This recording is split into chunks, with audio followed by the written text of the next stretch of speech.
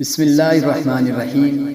تو دوستو، حضرت مفتی ظرفعلی خان صاحب کہتے ہیں کہ اس مختصر اور فانی زندگی میں اللہ نے عجائب و غرائب مناظر مجھے دکھائے ہیں۔ کہتے ہیں کہ ایک دفعہ میں یہاں امام ہو گیا۔ ابتدائی زمانہ تھا، میں تھا اور مؤذن صاحب تھے۔ تو کہتے ہیں مؤذن صاحب مسجد میں سوتے تھے اور پیچھے ایک کمرہ تھا، میں اس کمرے میں سوتا تھا۔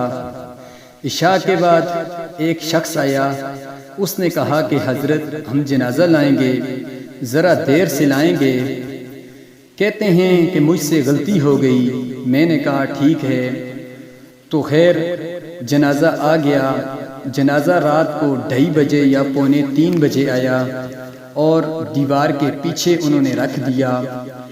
تو میں کمرے سے وضو کر کے نکلا تو دیکھتا کیا ہوں کہ تمام مکانات اور محلات لوگوں سے بھرے ہوئے ہیں اور جنازہ کم از کم 20 گز لمبا ہوگا اور اس کے اوپر سفید چادر ڈلی ہوئی تھی۔ میں نے کہا اب پھنس تو گئے ہو، پیچھے ہٹو گے تو تب بھی نہیں چھوڑیں گے، بہتر یہ ہے کہ ہمت کرو اور جنازہ پڑھاؤ۔ تو کہتے ہیں کہ مفتی صاحب کہ میں گیا، میں نے کہا صفیں بناؤ۔ تو صفیں انہوں نے اس طرح بنائی کہ جیسے ایک کندھے کے اوپر دوسرے نے سر رکھا ہو اور دیکھنے کے لیے۔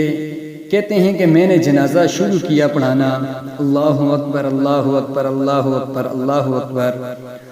تو جنازہ میں نے پڑھایا۔ اب کمرے کی طرف میں گیا، دروازہ کمرے کا مجھے نہیں مل رہا تھا اور مجھے کچھ دکھائی نہیں دے رہا تھا کہ کمرہ کس طرف ہے اور میرا دروازہ کس طرف ہے۔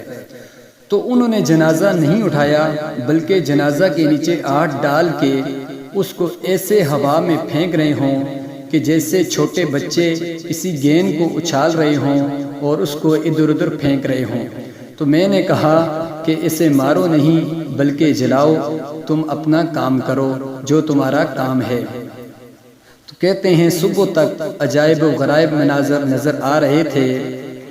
تو مجھے تو ان کے بارے میں کہتے تھے کہ بہت ہی معلومات تھی، تو مجھے پتہ تھا کہ یہ جنات مجھے زیادہ ضرر نہیں دے سکتے اللہ کے فضل و کرم سے۔ اور حضرت کی زندگی کا دوسرا واقعہ جو حضرت نے خود بتایا، انہوں نے کہا کہ ایک نوجوان مسجد میں نماز پڑھنے کے لیے آتا تھا، کچھ مدت گزر گئی، مجھے اس پر کچھ شک ہوا۔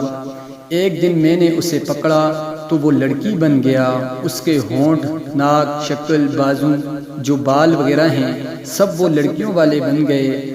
تو میں نے اس کو، تو دوستو وہ کہتے ہیں کہ وہ پری تھی، یعنی ایک انسان نہیں تھا۔